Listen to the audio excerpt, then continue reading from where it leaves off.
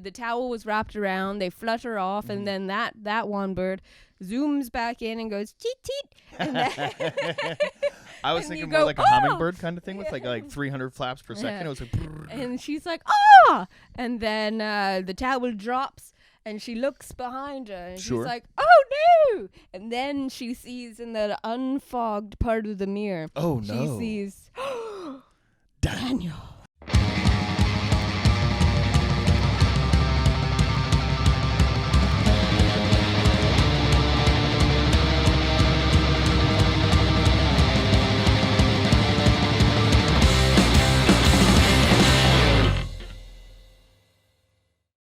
Welcome back to Show Me Yours with Jackie and Johnny, everybody. I'm Jackie Agnew. And I'm Johnny DeVito, and I am on the different side of the couch today. Yeah, we switched sides without talking about it. Didn't even say anything. Yeah. You know what I mean? But sometimes we like to keep shit fresh.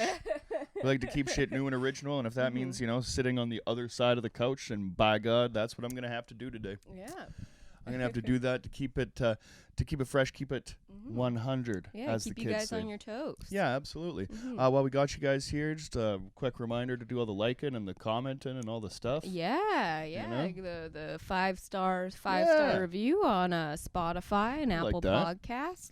Leave a comment on the YouTube. Yeah. Numbers are going up, so assuming there's some new ones out here, some new flashers.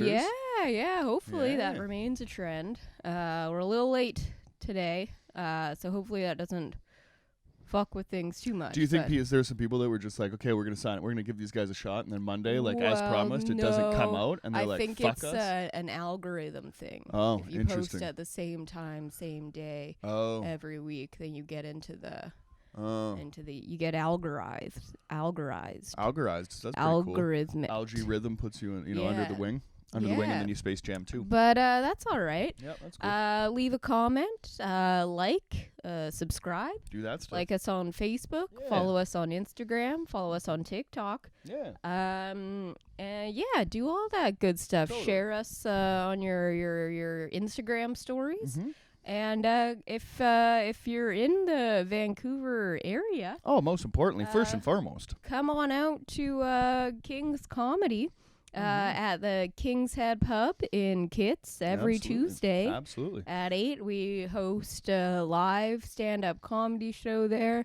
It's always a good time every week. We have great comics on.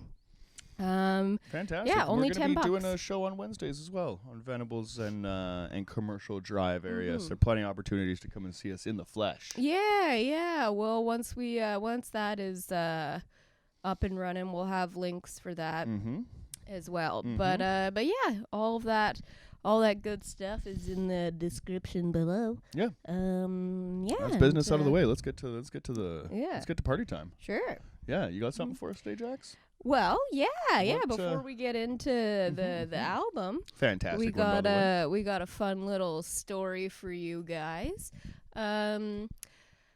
Do you guys like tattoos? What do you think about tattoos? Are you doing material for these fuckers right now? I'm engaging the audience. I like that. They're nice people. I don't know. The classic wives' tale. You get a tattoo of a lover. Yep. Perhaps on your bum. Sure. And then it doesn't end well. Yeah. This story is not one of those stories.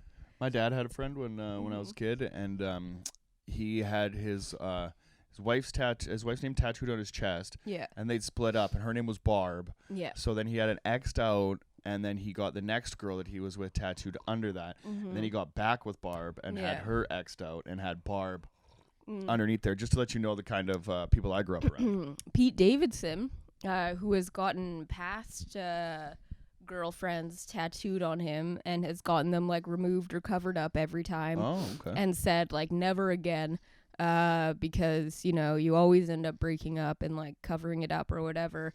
He recently got Until you bag a billionaire. He recently got Kim Kardashian's name branded on him. Nice.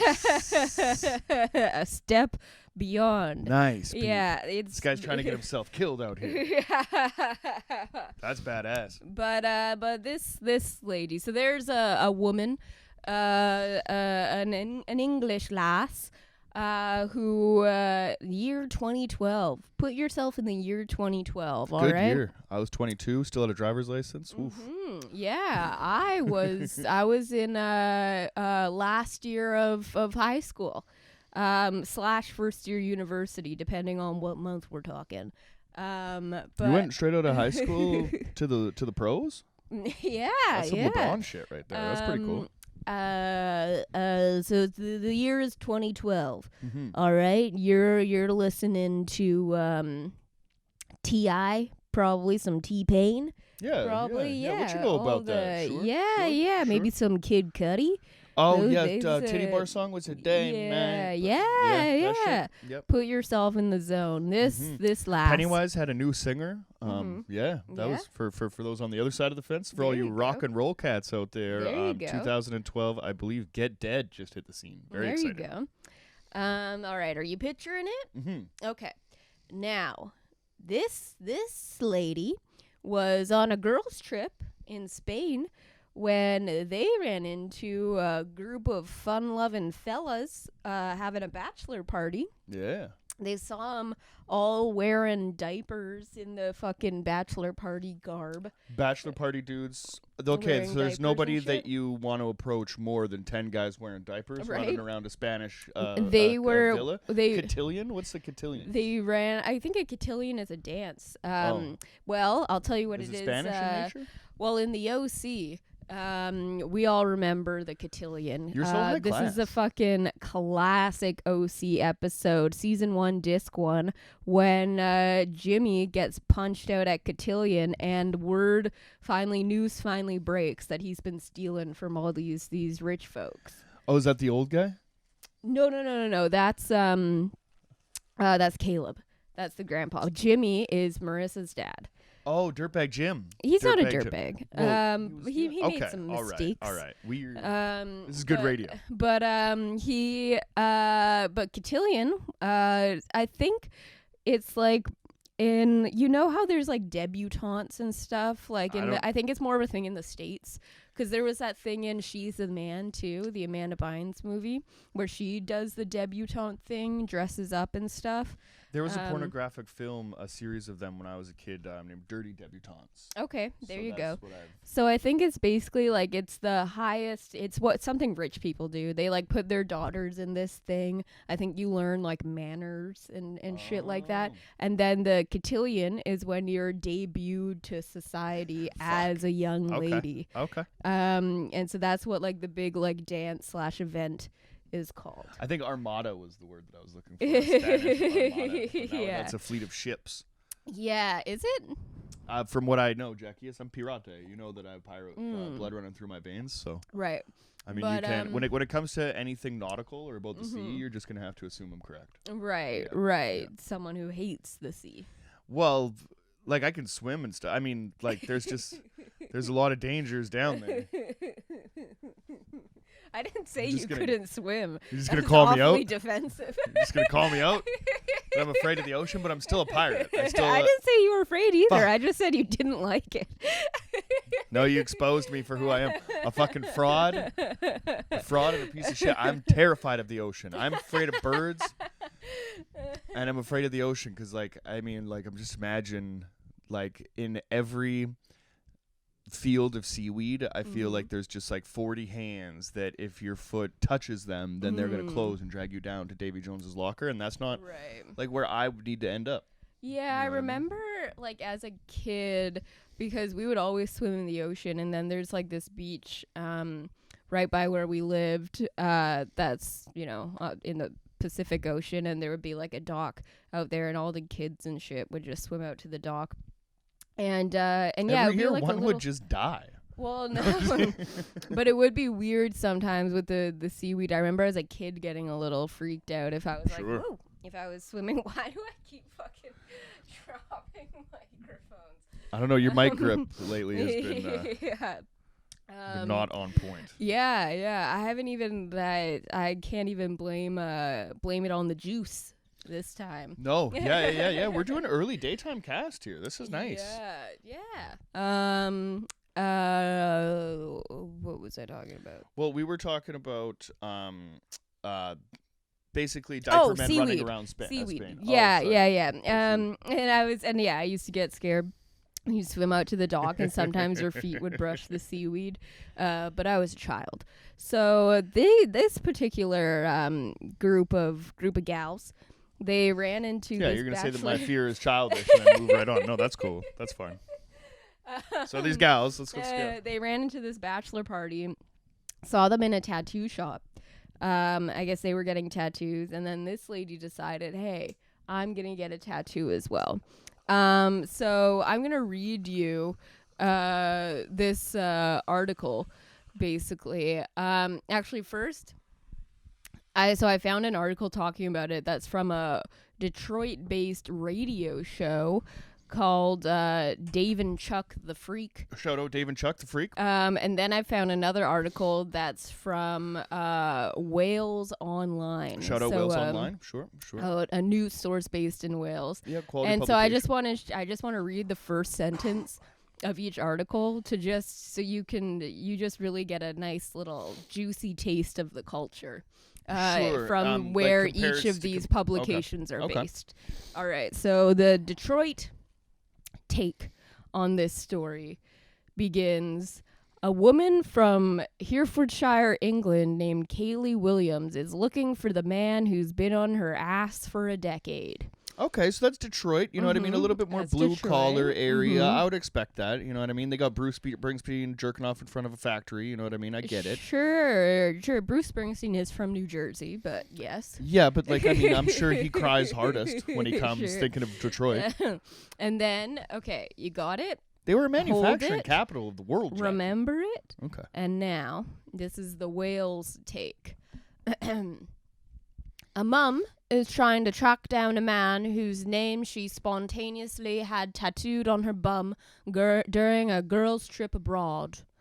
Kaylee Williams, 32, was holidaying with 4 friends on the party island of Magaluf in 2012 when she decided to get a tattoo. You just wanted to do the accent? No. No, I'm just teasing. No, it was great. It was great. I like the way that you did it. I like the way that they write their news articles is the same way that local... I would say British film writing instructor gets you to write your stuff out as well. I'm noticing a lot of similarities between proper punctuation. I guess maybe that's just England.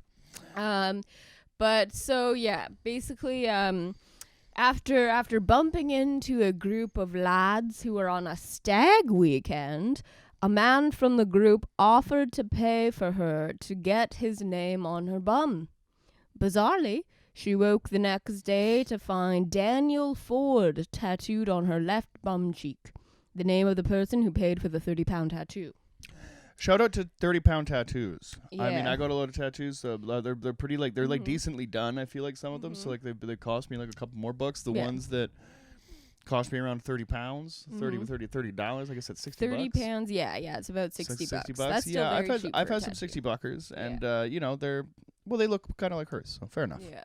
Realizing that Daniel Ford had returned home to Cardiff the day after, she has never seen him since and wants to get back in touch. Kaylee, a support worker from Hereford, said, I was on holiday in Magaluf, and I'm a bit of a party animal, and I was just having a fun time with my friends. On one night out, we saw a group of lads from Cardiff. They were all dressed as babies getting a tattoo. It was one of the stag weekend. They had diapers on and everything. Do you think it's more confusing for me to follow along to the story when you're doing the accent? I assume everyone is following along because I am nailing this the tone. Yeah, keep it going. I was walking past and I was drunk. Out of the blue, something popped into my head. And I thought, I will have a tattoo. Quite a lot of people do when they are in places like Magaluf. Oh, of course. Like, I mean, fuck, I've got Magaluf tattooed around my penis. It's actually, it's a circumference tat. She described that she was drunk and saw this group of guys getting tattoos. And then she's like, out of the blue, all of a sudden, I thought for no particular reason, I will get a tattoo. I like her style. I like the spontaneity in it. And you know what I mean? Everybody's kind of been there. Now, the thing that's most awesome, I think, about her character, the fierce spontaneity, is that she's going to meet a stranger in a diaper, in a tattoo shop, probably just fucked up. They probably just hit it off like crazy. You know what I mean? He's probably, you know what I mean, a slick talking cat. She's probably charming and fun as well. And I feel like in whatever like exchange that was, it was probably so funny that like you have to kind of go through it with it. You know what I mean? I have a couple of those as well that I'm like, well, I didn't, like 5 minutes ago, I had never thought about getting this tattoo, and then now I'm going to live for it with the rest of my life because it's just so stupid. Right? So like I appreciate that. And you know what I mean? She shares a spirit with me and perhaps like pioneers. You know, MP Rate from you know, spanning back millennia. The guy who I got chatting with too in the group, I said, why don't you have my name tattooed on you? I'll pay for it. At first I thought he was joking, so I did, and he paid for it. Must have been about £30. It was so random. The next morning, I realized he was staying at the same hotel as me, but he was leaving that day. That was the last I ever saw of him. It was not a holiday romance type of thing. The tattoo was simply a yes, let's go for it. I don't regret my tattoo at all. I will never get rid of it either. It is a nice little reminder of our girls' trip away. My partner at the time just used to laugh it off. I don't believe that last one. That is awesome. Yeah, I think the last sentence there that she totally brushed over is that she had a significant other at the time that was just totally cool with it. I would love if she was a lesbian and then came back with Daniel Ford. Yeah. Do you know what I mean? Because there is like a picture of said tattoo on said bum cheek in this article. That now, see, that's the problem with with when you're going. Okay, so for flashers out there that are going to get a tattoo of somebody, like a stranger's name on your butt, you're there's a few things to think about here, okay? So like the size of said tattoo is going to be, you know, difficult to kind of come to terms with when you realize that you have, say, Daniel Ford, you know what I mean, like a little bit bigger, you know, than you would want it. But the problem with this Daniel Ford here is the same problem with one of the silly tattoos that I have, the Converse logo on my foot. And it's so small it like kind of starts bleeding. Exactly. The ink just kind of forms into itself. So like the day that I got it, it looked perfect, like the same size as the Converse logo on the sneaker, and kind of in a similar place. And then the handwriting where it says Chuck Taylor, the smallest part, now kind of looks like shit because of that, right? You're dealing with the same thing, like with a single needle, kind of like thin like that. You know what I mean? Like if you're gonna get a Daniel Ford ass tattoo, like you want it to read Daniel Ford until the day you die, and then for, you know what I mean, months after, at least until you decompose. Right? I think it's still legible though. Honestly, I think for a tattoo like this, I think it's nice. You think that's the way to go? That's the size. That's the placement, right? Mid cheek. Yeah, maybe a little bit higher on the I'd cheek. go higher. I'd go a little bit higher. Placement there. But yeah, no, I don't think it's all that bad. What if it was kind of like right in the crack, kind of like, so it was like you know when you open up an envelope and then sometimes there's something in the like under the flap there. That's fine. An inner butt cheek tattoo. Sure. Different than a butthole tattoo. Oh, of course. Yeah. I've been thinking about a butthole tattoo for so long now. Like I mean, we've already been over it on the show. I think like we've been in depth on it, but you know, it's just it's something that I'm gonna do. Right. Yeah, so like just keep an eye out for that. Yeah. But after 10 years now and a refusal to get rid of her Daniel Ford inking, she has decided to try and find him on social media. She added 10 years on. I'm thinking I should try and find him. It is his name on my bum, after all. What do you think the ulterior motive is here? Because, like, if her partner at the time used to just laugh it off, maybe they don't laugh it off anymore. Right. You know what I mean? Maybe, like, this has been very difficult for her to maintain and you know, and keep relationships. Did say, Well, presumably. So she said my partner at the time, which implies they are no longer together. So if she has a new partner, I can't imagine being like upset about something that happened that long ago. And also, like, it's a funny story, and why would she lie? Like, if she has a partner now who's upset about it, why would they think she's lying about it? Why would she make up this whole story instead of just saying it's an old boyfriend that I haven't gotten removed yet, well, you know? Well, that's totally fine, right? But it's internet fame, and it's a chuckle online and all that stuff, you know what I mean? And I get it, but what is the likelihood that Kaylee Williams, you know, young woman out on the town, gets a stranger's name, Daniel Ford, tattooed on her butt 10 years later? Yeah. You know, is there any likelihood that there's a little bit of crazy here? Is there any likelihood that there's maybe a Daniel Ford doesn't want to reach out, and maybe Daniel Ford knows about this? Maybe Daniel Ford's lived down the street from Kaylee Williams the whole time. Maybe Daniel Ford was in Kaylee Williams' you know, PE class, and she fucking never gave him the time of day. Well, we know that Daniel Ford is from Cardiff and Kaylee is from Herefordshire. So that couldn't possibly be true. Why do I always do that? I always try to make a scenario in my head. And lately they've just been negative.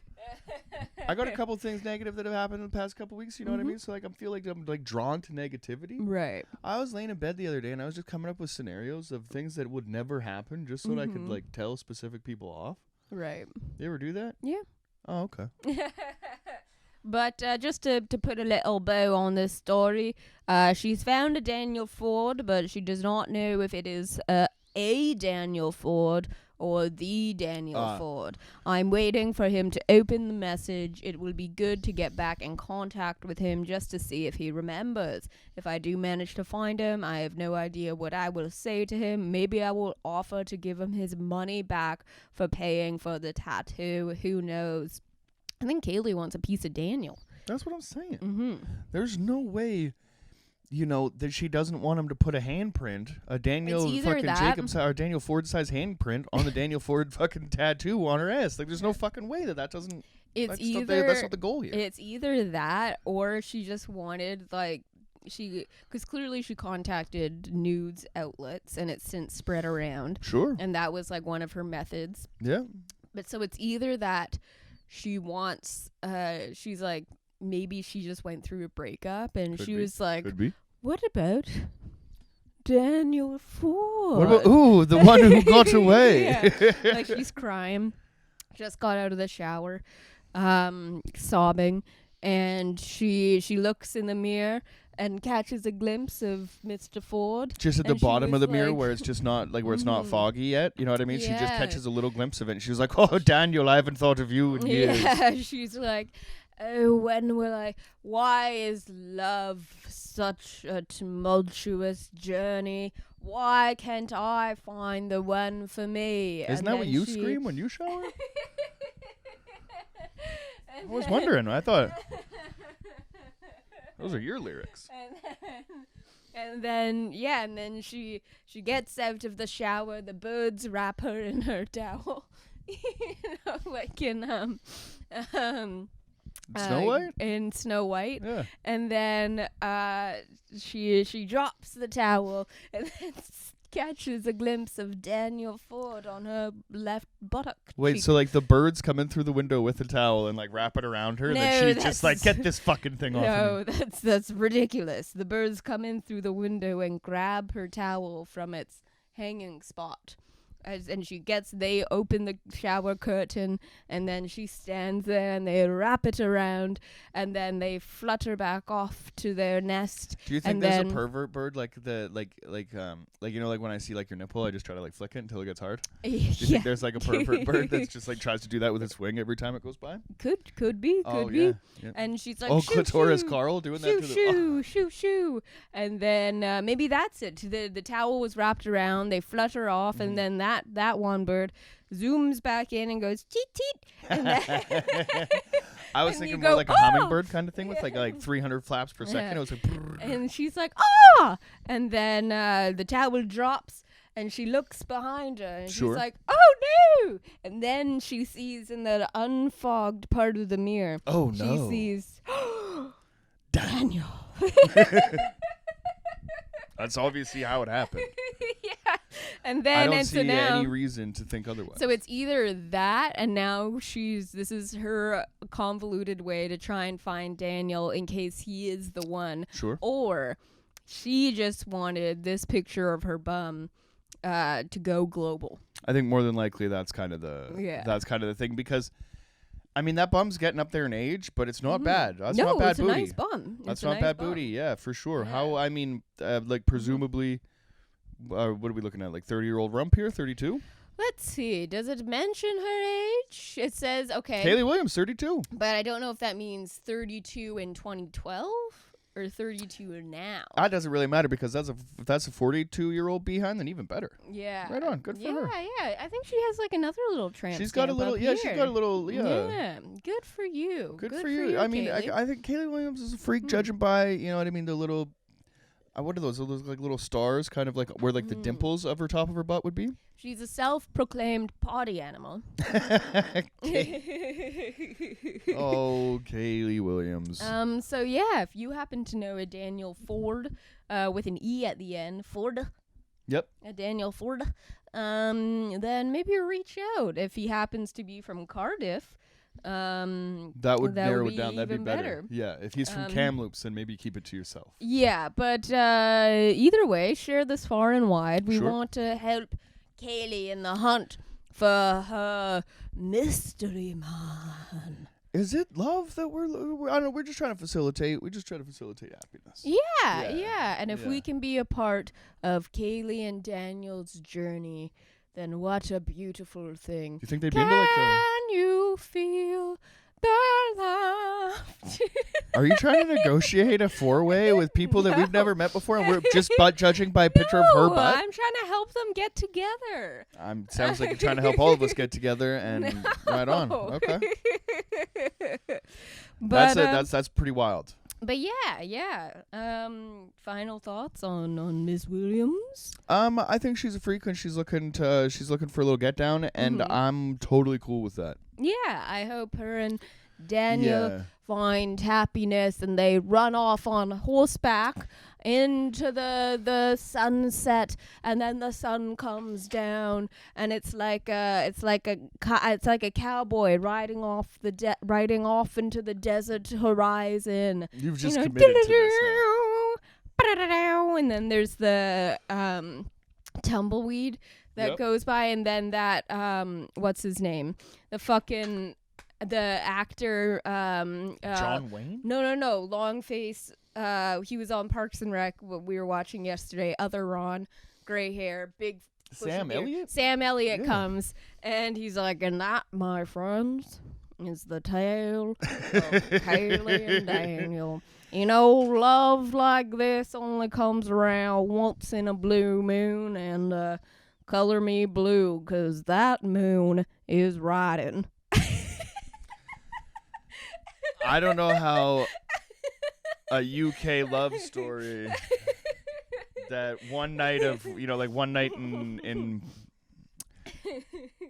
what is that fucking movie?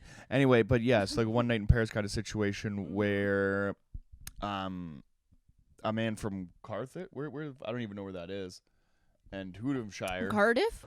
In Hertfordshire? Yes. The London, no, they're England towns. Okay, so two English folk have one crazy night Actually, in Spain. I think Cardiff is and Wales. Sam Elliott gives you the most American outro to. Yeah, I'm just imagining they probably had their honeymoon. They're travelers, you know. They like to go to Spain, party down. So they probably had their honeymoon. They went to El Paso in the American Southwest. Sure, sure. Perhaps poblano peppers along and the pimento cheese. Somewhere in New Mexico. Sure, sure. Somewhere along the border, one of the border towns there. Okay. And it's beautiful, and they click, click, click, click, click, click, click, I think and then you're they fucking go insane, by, but I do think that if she is looking for love and looking for peace, then I think that she's doing it in a better way than full on crazy. Right. Because full on crazy would be like, hey, I got this guy's name tattooed on my ass 10 years ago, and now I'm looking for him to hit it. Right. So it's just to be like, oh, this is a funny story or whatever, and then find love slowly.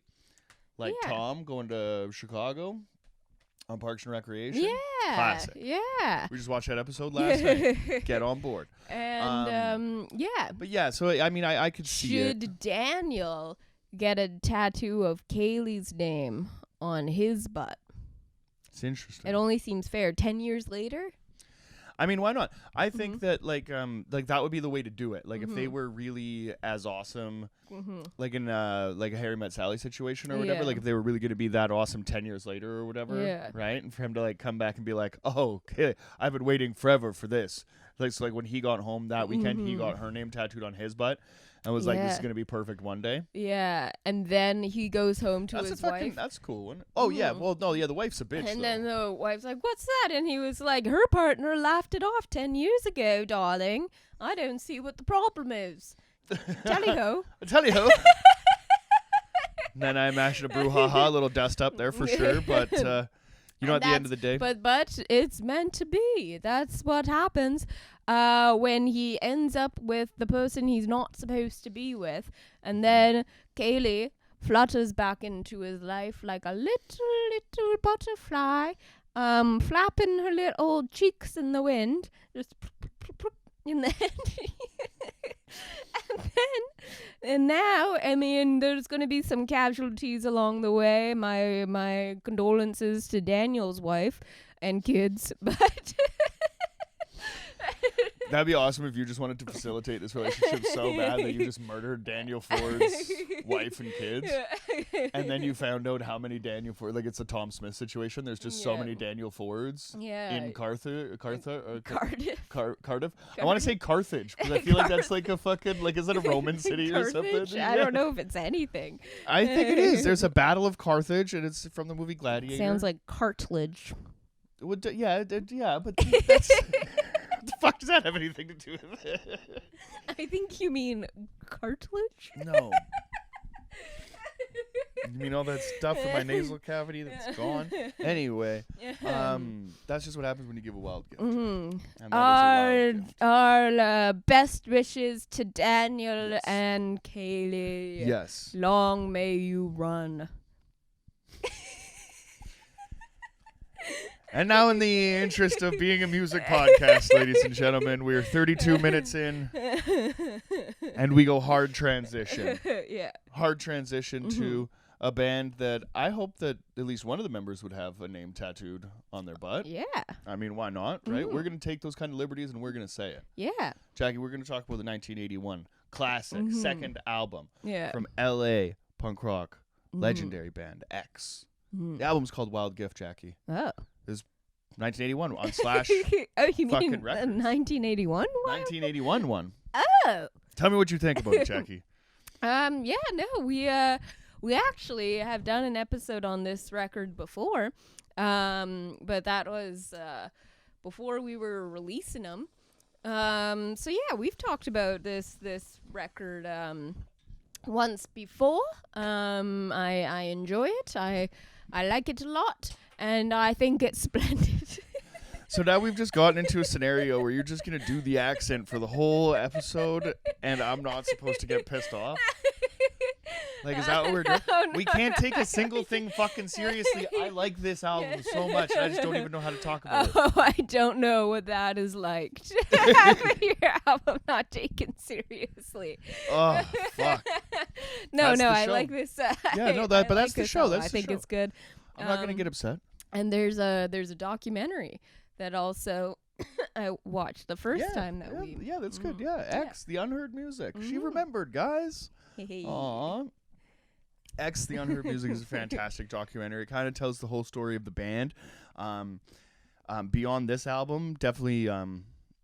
this album's heavily featured in it. I think it features some of the, you know what I mean, like the hits. I guess they've had a very long career. They just put out an album in 2020 called Alphabet Land. Definitely check that out.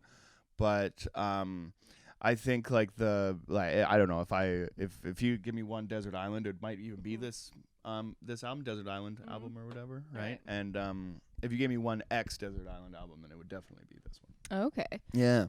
They're just an interesting band, you know what I mean? I feel like they're just the best kept secret, right? like in a sense that they're number 344 on the Rolling Stones best 500 albums of all time. This, you know what I mean? A relatively kind of like underappreciated. Our buddy old Josh Adam Myers recently did it on his podcast. Oh, JAM? Yeah. Oh, JAM? Shout out to JAM. Yeah, check out that app. Yeah. They'll tell you probably more about the album than we're going to. No, I meant check out the app with him on our podcast. Oh, yeah. Don't go back to Don't, come on. don't switch over podcast. Come on, guys. But I just like that's what I feel like. That's why I like this band so much. I feel like is because I don't know. I think they just kind of like do what they want to do, and the people that like really know, kind of know. Yeah. Right. And I think that when you see them come out, like they'll do cool shit every now and again, that you kind of wouldn't necessarily expect, or and then when like the mainstream does kind of like reach out and extend an olive branch or whatever, then it's like it's like a tip of the hat in the right way. Right. Like Red Hot Chili Peppers sampled fucking what is it, White Girl. Nice. On a song that they have, yeah. Definitely. You know which song? It's on Mother's Milk. What's it? Good Time Boys. Hell yeah. Yeah. I have that record. Yeah, fuck yeah, it's over here. And they even quote, or they even say John Doe, who's the guitarist and lead singer in the band. Right. They quote, are they saying some lyrics that he has a voice of gold, which I do believe. Yeah, you know what I mean. But there's something about a band, right, that you can't say. I think the reason that they can fly under every radar is because they don't necessarily like fit in every single box like perfectly. Right. You know what I mean? They're absolutely like a punk band. I would say like We're Desperate, the second track on the album, is like one of the best punk rock songs of all time. If you had to like do like a top 50 or whatever, like it's that fucking good. You know what I mean? But then there's also much slower songs and like rockabilly kind of jams and stuff on here, more like rock and roll kind of like I would say they stuff. fly under the radar, and that like people, if you like talk to common folk, they might not know who they are, but then still obviously they get the recognition within the music industry. Oh, absolutely. Yeah, I think like Pitchfork and Spin and whatever, it's kind of like they got like the 5 out of 5s and A+s on like as far as like album reviews critically. They have a Walk of Fame, they have a star on the Walk of Fame. And shit like that. It's kind of like Big Star. In that it's like their sandwich company? No, the rock band. Shout out Big Star Sandwiches. Have like inspired countless other rock bands, and they have a bunch of like classic songs that have been covered. They did the original song for that 70s show. That was their song. Oh, no shit. And then Cheap Trick covered it for that 70s show. But anyways, they're like so many like very well-known rock musicians cite them as an influence, but they kind of fly under the radar unless you like kind of are interested in rock music and kind of go looking for that shit. It's very easy to have not heard of them.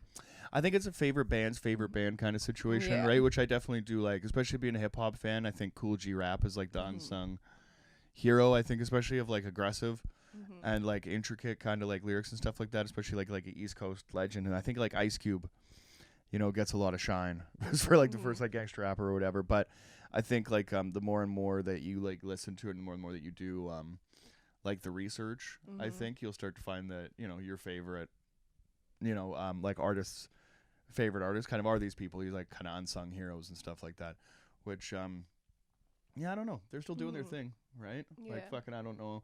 I think also like their type of personality. Are they still like putting out music? 2020. There's an album called Alphabet Land that we should fucking maybe do. Maybe we should shine a light on new music on this show. We've done some new records. Yeah. Fair enough. I'm looking forward to that. Maybe even talking to like, you know what I mean, artists that are like making like relevant stuff or whatever. It's like, I mean, right now I'm just stoned talking about an album from 1981, and I like that too. Gotta go record shopping again. Replenish the stock. Yeah, absolutely. The fountain. I think the fountain will be rejuvenated. You know what I mean? And yeah, and we'll figure that out. I'm honestly like I'm just like ripping bong tokes right now, and it's just like early in the day, and I have like a busy day. Yeah. You know what I mean? Like I gotta get up and fucking do shit after this right now. Yeah, that's the thing. That's the thing about life, Jackie. That's the thing about life. And that's the thing that I mean. I guess we're just gonna like try to, you know, navigate as we keep going. It was at the expense, like if you, it was for the purpose of not having to do anything yesterday. Yeah. And so by giving yourself that luxury, you kind of take away some peace from the next day. You know? really do. Mm-hmm. You really do. I think just at the end of the day, what we want to do is just be people of leisure. Mm-hmm. You know what I mean? Yeah. Really just like kind of relax and let the waves take us as they will. Mm-hmm. But, I don't think that's going to be the case, right? Yeah, but I'm afraid of the ocean. You're not going to find me. Yeah. For the listeners, Jackie just simulated being swept away by the ocean's current. Which if happened right now, I wouldn't even be upset. I'm just teasing. But yeah, I don't know. I think at the end of the day, what I have to come to terms with is reading scripture at my grandma's funeral. Jesus Christ, I probably should talk about that on the internet right now. But so how did you find this record? Oh, that's a great question, Jackie. I'm glad you asked. Mm-hmm. Yeah, bring me back to the music here. Mm-hmm. I found this record I found We're Desperate as a single on Punkorama Volume 5. Okay. And it's kicks so much ass, and it's actually, I think it's Pennywise doing it, featuring Exene, the female vocalist from X. And I don't think John Doe is like said on the thing. I'd have to double check that, but definitely we'll put a link to it because it's badass. It just like it's the funniest cover because the song kicks so much ass as it is. So like when you like do like a more like punk cover of it, it doesn't really like do it much justice. Right. You know what I mean? Like it's like a 1981 kind of like recording or whatever. So like it sounds fucking awesome the way that it is. Mm-hmm. But it does like, I mean, Pennywise has got like great guitars and shit like that or whatever. Right. So it does kind of kick it up like a little bit. But after you hear We're Desperate, I'm like, who the fuck is this band? Because on Punkorama compilations and stuff, you know who all those other bands are. Mm-hmm. You know, especially like Bad Religion, Pennywise, and all that stuff. And for that record to probably come out in like, I don't know, maybe like the early 2000s or something like that, for it to have like a cover, I guess, of a single that came out in 1981 was pretty cool. Right. But those compilations really kind of just had like the new shit from all the bands that were on the label. Mm-hmm. So I don't know if they were kind of promoting like an X album on Epitaph or if Pennywise just did it. Right. And because there's a lot of bands will just kind of like throw them a song. Yeah. You know what I mean? It might not go on one of their other albums or something like that or whatever. It'll just be like a compilation song. And like Lawrence Arms was famous for that. And they put like they'll kind of put together like their own like compilation kind of tracks. But you find that one, and there's something about that song that's just like a little bit different from, you know what I mean, like NoFX and Bad Religion or like whatever else was on that Punkorama album. So you start like looking for X, and X at the time was like a hard band to look for in like the early 2000s, because like if you just went to like a CD store and just asked for like X. Yeah, if you just search X in LimeWire. It's fucking impossible, right? Very, very difficult to do. So then you start figuring out like X band and X this and that or whatever. And then I can't remember the first time listening to like the album like digitally, but I remember finding the record. And I remember like never seeing the album cover and being like, this is the album cover, because it's so dog shit, and it was just like put together. I don't think it's dog shit. Well, I know, but that's why it's awesome, right? Like that's why it's cool. Like they just like made this and took a picture, and that's the album cover kind of thing. You know what I mean? So it's like I really like the way that it was like put together. Mm-hmm. Not like, you know what I mean? They have some cooler like artwork, I think, like in their later stuff. But I like shit like this. It's just like homemade kind of collage art style, and just like, you know what I mean? It's just like accessible, and it's like, I don't know, something about it just like feels like old, and they don't like take themselves too seriously. I think like the, you know, like with John Doe being like the bass and vocals, he just kind of like looks cool on the back of the record. Their guitar player's name is Billy Zoom, and he just has like a funny jacket and a moped and stuff like that. And you're just like, these are all just like characters. Yeah. You know what I mean? And you can really remember that from the documentary where their drummer is talking about a drum beat that he just kind of like came up with, and his right hand is hitting 3 times and his left hand is hitting 4 times and his foot is hitting 5 times, and it just became this like weird rhythm that he played, and you're just like watching him describe this and you're like, oh, this is a crazy person. Yeah. This is a fucking lunatic right here that we're talking to, but they just make, you know what I mean, really kick-ass music, right? This is kind of like a little bit different. It's in the it's in the umbrella or whatever, but like nobody's like replicated it, I think, because it's like it's unique on its own, which I think is pretty cool. Nice. Hell yeah. Nice. Hell yeah. Hell yeah. Hell yeah. Where are we at here? 45? Oh, that's pretty solid. I think we got before we would be remiss if we didn't discuss wild gifts. Well, this was a wild gift. This episode. No, the fucking no. If we didn't discuss fucking Will Smith and Chris Rock for a hot minute. All right, let's get into it. We're hot on the news cycle now. We're hot on the news cycle. This is the day after. Okay, let's talk about Chris Rock and Will Smith. So, first of all, was the joke that funny? Well, no, but that's the thing is that it's an Oscars joke. Like you already have to censor yourself. So much. It was so tame. For those who haven't seen it yet, first of all. We'll put a link in the description to the uncensored version. If you haven't seen it yet, fucking watch that first. But quick recap: Chris Rock made a joke about Jada, saying that he can't wait to see her in G.I. Jane 2. Do you go G.I. Jane 2 or do you go like more of a Wakanda because it's more like? Well, so the joke was about her being I don't make jokes about black women at all. The joke was about her being bald, and I guess she has alopecia. And so at first, shout out to my auntie. Auntie also got alopecia. At first, you can see him telling the joke, and it goes to Will Smith and Jada, and Will's laughing, and Jada is just like very visibly upset. Yeah. And then it goes back to Chris Rock and Chris Rock. Could you imagine if it was Christopher Walken just got bitch slapped by Will Smith? Just like the Asian Chris Rock. Oh dear. And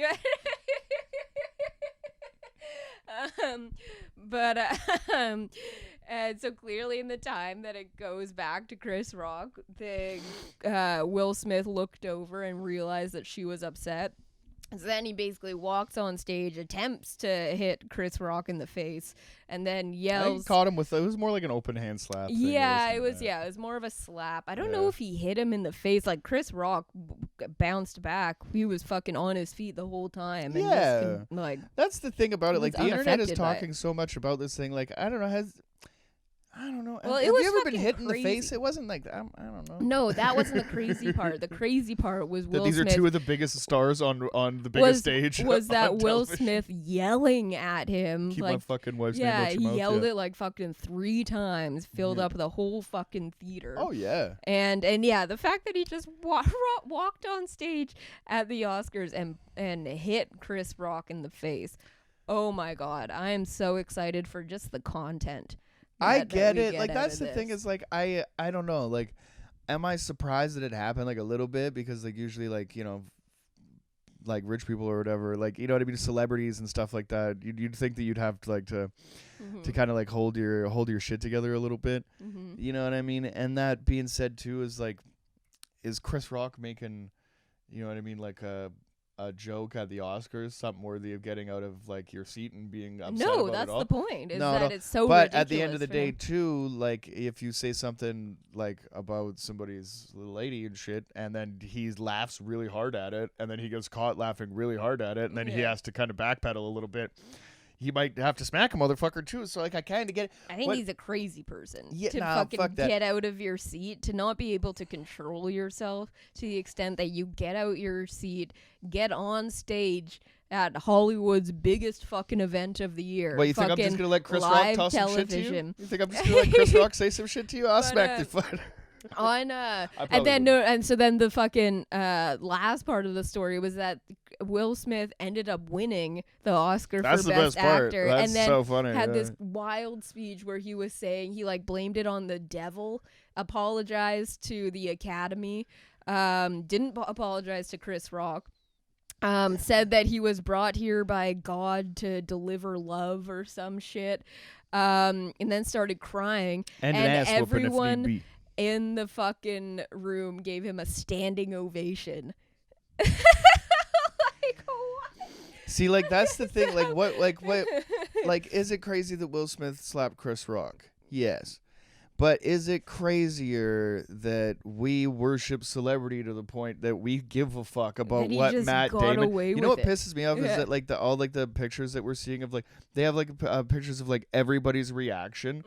Like who gives a fuck what like that's what the it's such a celebrity worship bullshit fucking thing that's like I mean it's not just now obviously like my whole life this has been a thing. My mom used to watch red carpet shit or whatever, right? So it's always been like a thing is like what do they think about it?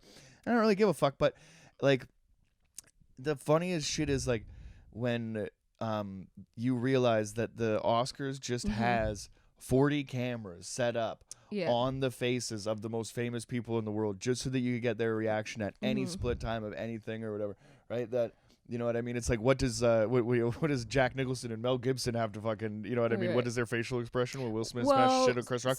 It's like that's the thing that that I'm finding hilarious is like how many people are on Facebook this morning talking about like they're fucking mental health professionals and saying like you know what I mean the traumas that Will Smith has been through and all of this shit where it's just like so the thing that I don't know at the end of the day I hope that you know what I mean I don't get caught laughing really hard at an okay joke at your expense. And then I have to get up and slap the shit out of Chris Rock one day.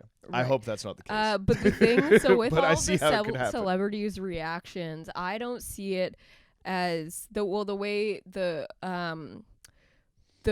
reason why I find those entertaining is not because I need to see what they thought of it. It's seeing people who are so like removed from reality are so like fucking done up and so sheltered and like some of these stars are so like have been famous for so long they don't really know how to be real people anymore. Like you can see it in interviews and shit, kind of awkward, and seeing people like that react to something like that happening and seeing them be like oh heavens! No, that's kind of like, exactly. That's why I find that's it. That's why funny. I think Chris Rock is the shit because Chris Rock still performs to real people. I like Chris Rock. You know what I mean? Like Chris Rock is still like the shit to me. So like I just like the way he handled it and he was visibly shaken up. You ever been slapped in the fucking face by somebody before? It sucks.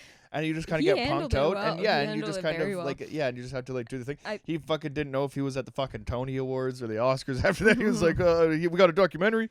Yeah, that was fucking funny, but you know what I mean. Like I think the one kind of like angle of it though is that like what this You think Chris Rock what fucked kind Jada of Pinkett Smith no is like what the like fucking New Jack City skinny Chris Rock just fucking Jada Pinkett is Smith? The fucking like kind of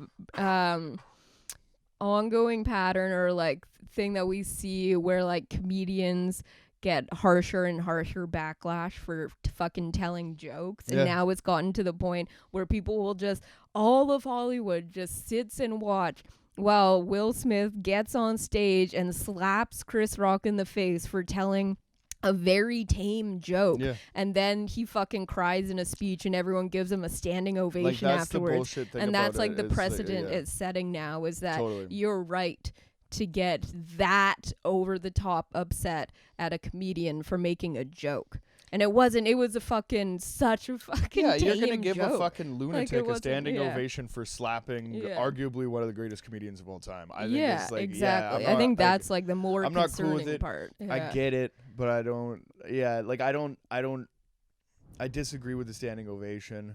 It just like sets like a weird precedent where it's now like giving people a pass to be like violent towards we're comedians and now like this week like when we're gonna like we're like are you gonna be careful fucking with crowd work or whatever for the next week? Not a fucking chance, right? But like you better be ready if because somebody like walks towards anybody ever walks towards the stage, I'm going to fucking throw hands before anything happens. Because the fucking that's the thing is that when you're doing a show in a properly run room, whether it be a fucking bar show, comedy club, if they're running it properly, they will police their room so people in the crowd can't do that bullshit. But the Oscars apparently doesn't give a fuck about comedians. Yeah, but I mean, it's like definitely. There's no fucking way that would fly, that and that person wouldn't be immediately escorted out of the venue if that happened. But like that being said, though, like I think in any live performance space, I think that there's like an opportunity for an audience member to reach the performer before a security member could get there and shit like that, right? So like it's definitely up to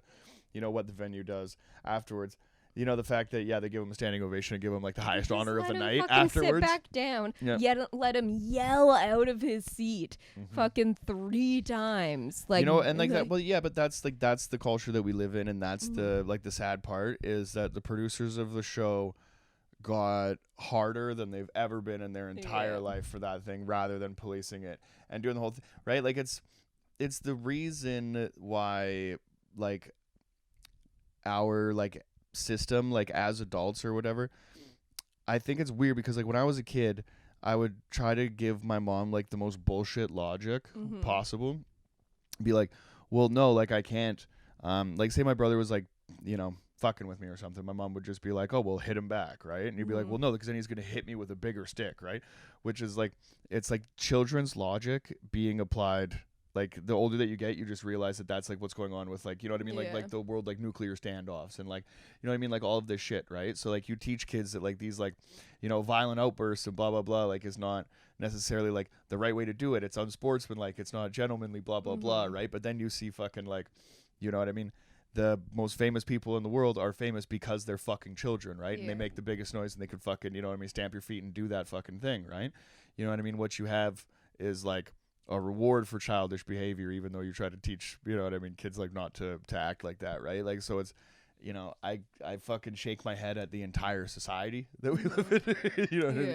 You know, the fact that, you know what I mean, we're even talking about this, right, when there's like, the Barracks put out, like, a 3-flip late shove it challenge, and there's like a bunch of people have done it, and nobody's talking about how many kids out there can 3-flip late shove it. And that's really cool on a skateboard to me. Yeah. But we're rather talking about this. Obviously, it's way cooler that Will Smith smacked out Chris Rock. Like, I get it. Like, I fucking totally get it. But I'm just so, like, I don't know, disgusted by, like, the worship of it all. You know what I mean? Or, like, the praise of it all. I don't think it's worship. I think it's just interesting news. Yeah, but I think it's normal for people to find that entertaining because we've always found violence in any form entertaining. And so when it fucking crosses with, like, celebrity culture and at this, like, night that no one gives a fuck about anymore. Oh, they and care it's now. Like, exactly. And that it's just, like, this, you know, reputation for being the most fucking black tie, like, hoity-toity swanky event, and then when like crazy shit like that pops off, like, I think it makes sense that people are for sure entertained by it. For sure, but but it's like in the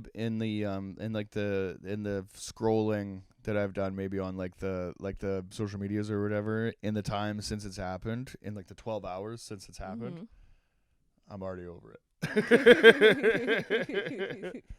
Although if they do a celebrity boxing kind of thing, if it's like Jake Paul gets involved in this shit, I think Will Smith lights up Chris Rock. I'm excited to see Will Smith's fucking apology tour, to see like what his fucking press team comes up with, what route they decide to what route they decide for him to take to fucking confess, you know, like what his narrative is gonna be. I think that Will Smith, like, the best thing for him to do is just to look into the camera and be like, Mike Lowry, bitch. Right, but I don't know if that's going to be what his team suggests him to do, so I'm excited to see think the best thing that he how does is stay tough. But I'm excited to see what, regardless of what the best thing to do is, I'm excited to see his technique for getting through this one. It's going to be fun. It's going to be a wild ride.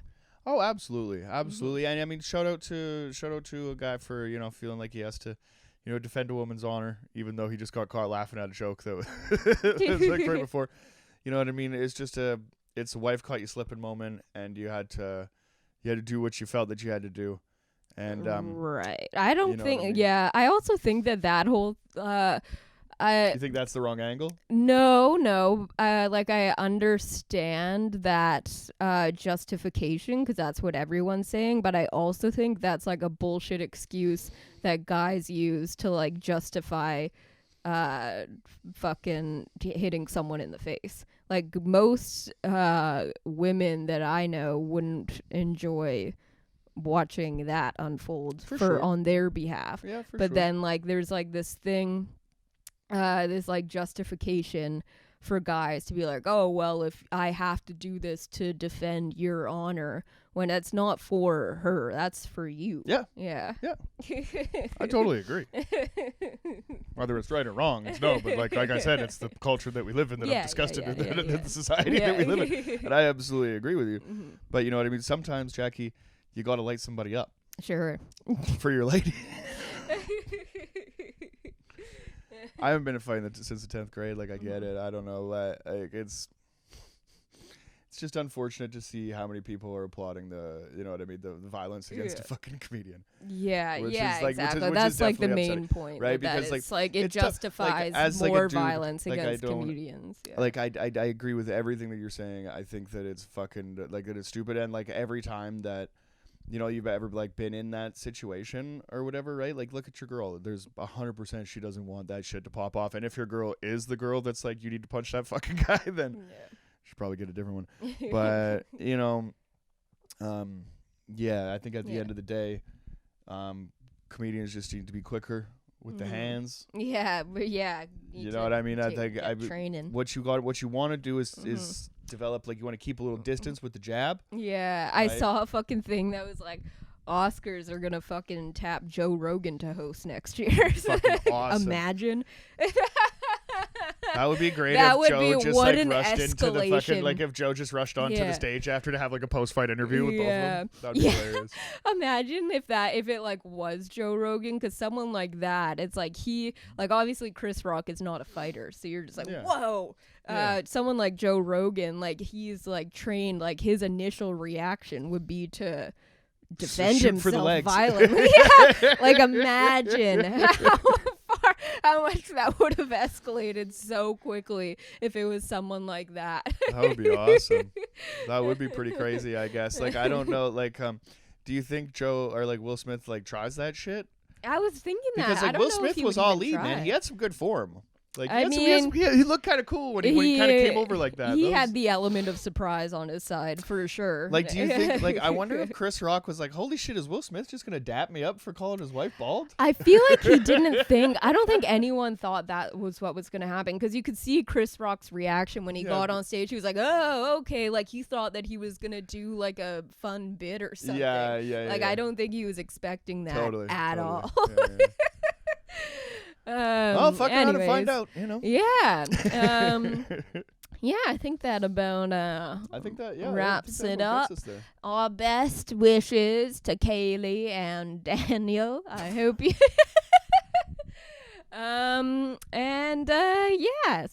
thanks for watching. Fucking, we're a music podcast. Rest in peace, Taylor Hawkins. Yes. Yes, we are. Absolutely. Rest in peace to that dude. Fucking go check out any one of his like drum solos or performances online and shit like that. He kind of like exudes happiness and very sad news in the music world. Definitely. Check out X.